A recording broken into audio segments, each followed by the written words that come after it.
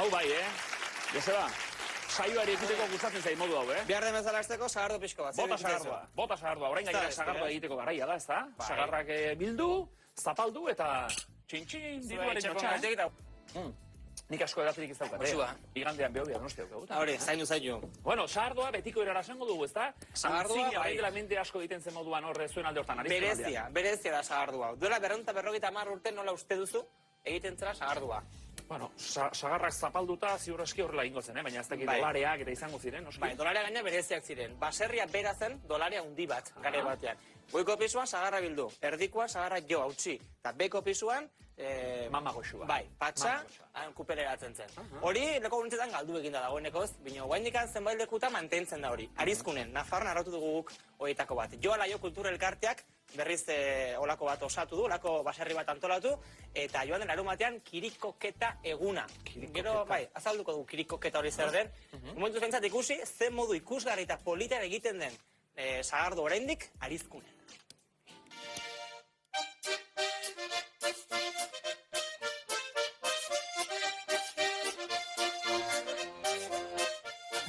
Bueno, gaur badugu lana, badugu 1500-2000 kilo sagar edola jotzeko, eta, oida, lehenbizuko lana jo, lan erritmoak erabiliko ditugu sagarra jotzeko.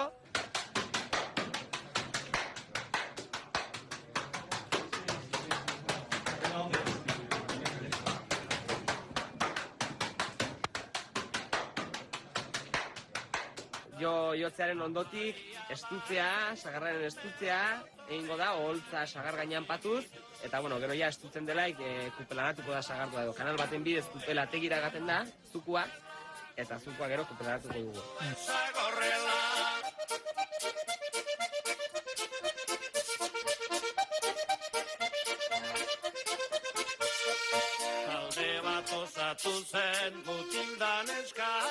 Hortik aparte guezen iriakin eta bilizabete, ez?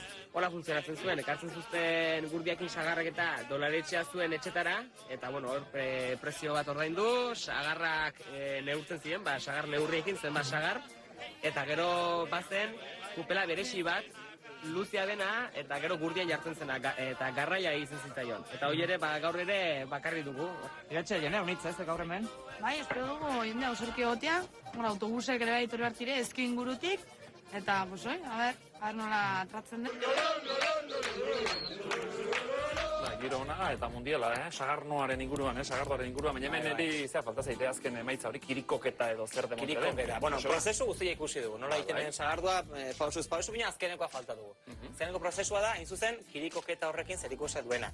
Behin egiten denean, abisu man behar da. Ondoko guztiak, abizi lagunek eta bai, jakin ez den, egina dena, kautu da sagardua, eta hori probatzera etortzeko. Hori nola egiten da, abisu hori nola ematen den? Han, baserriko atari hartan, larrain hartan bildu, eta patxolak, aurre ikusi dugun patxola horiek, sagar maz horiekin hartu da jo egiten dire. Txalapartan moduko zer zer. Bai, antzeko zerbait da, bai. Hor dagoz, kirikoketaren sorburua.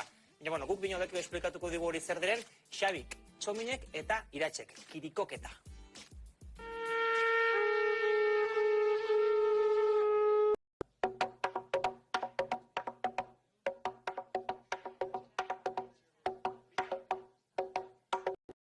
Kirikoketa lan ritmo baten onomatopeia da, eta lan ritmo hau sortzen da ez nekatzeko eta gauzak errexago egiteko, lana esteko.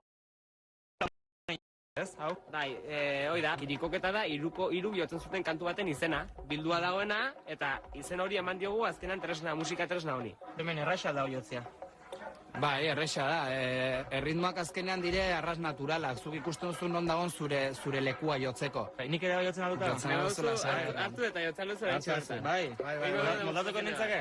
Bai, hartzazu eta bira, zuk egin behar duzu, zuk hartu erritmo bat hartu, eta zuk izan zaite konstante batez ere. Pon. Segi hortan. Zu segi hortan eta trena balimezinen bezala eta beti berriz.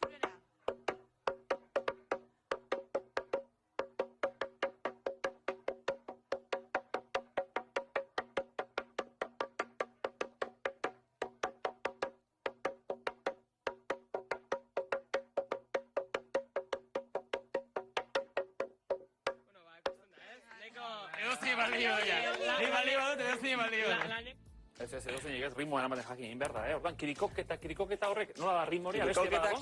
Koketa, sagarra jodela, jodela. Jodela eta sagardua prest daola, Hori da. Nengoa, Eso eskarrik asko, hau gordeiak, bukaerarako. Hasta que dalioteko dena saio bukaerara, Hor asko dago, Hor jena, niz dago. Janoren gibelian. Hemen sagardua, eta han gizon txiki bat bere